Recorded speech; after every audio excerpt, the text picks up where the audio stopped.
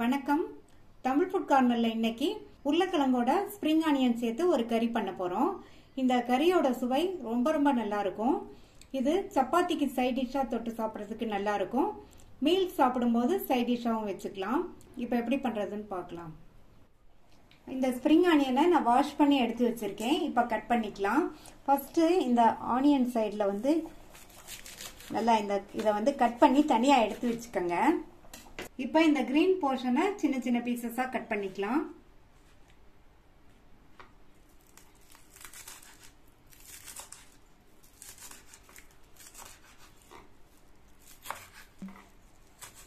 இதே மாதிரி எல்லாத்தையும் கட் பண்ணிக்கலாம். அடுத்து இந்த ஆனியனையும் கட் பண்ணிக்கலாம்.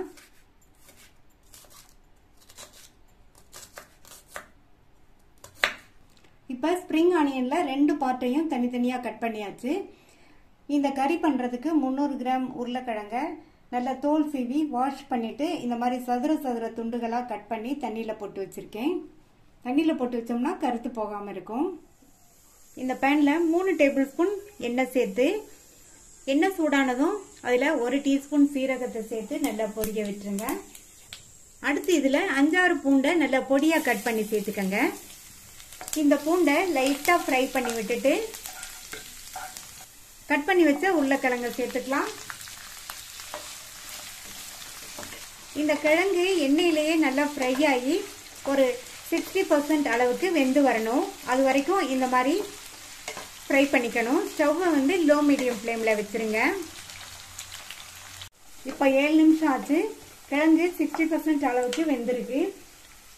இந்த மாதிரி லைட்டா அந்த ஃபோர்க் வச்சு குத்தி பார்த்தோம்னா லைட்டா பிரஸ் ஆகும்.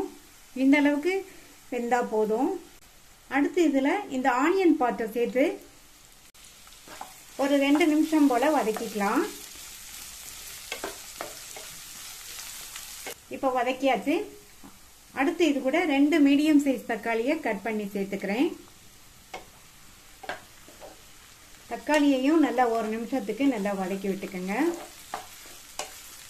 அடுத்து இது கூட 1/4 டீஸ்பூன் மஞ்சள் தூள், 1 டீஸ்பூன் மிளகாய் தூள் சேர்க்கிறேன்.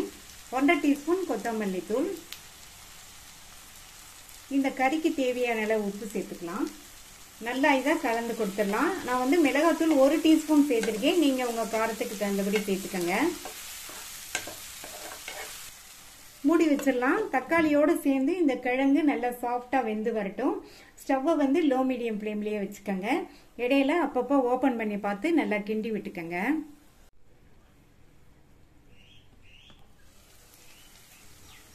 சேர்த்த தக்காளி மசாலா இதோட சேர்ந்து உருளைக்கிழங்கு நல்லா சாஃப்டா வெந்துருச்சு. அடுத்து இது கூட கட் பண்ணி வச்ச ஸ்ப்ரிங் ஆனியனை சேர்த்துடலாம். கூடவே 2 காஞ்ச மிளகாவையும் கட் பண்ணி சேர்த்துக்கிறேன். கரம் மசாலா தூள் 1/4 டீஸ்பூன் சேர்க்கிறேன். இது ஆப்ஷனல் தான், நீங்க விருப்பப்பட்டா சேர்த்துக்கங்க. நல்லா மிக்ஸ் பண்ணி விட்டுறலாம்.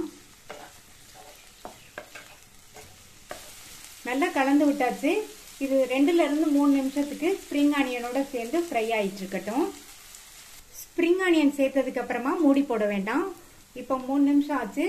ஸ்டவ் ஆஃப் பண்ணிடலாம்.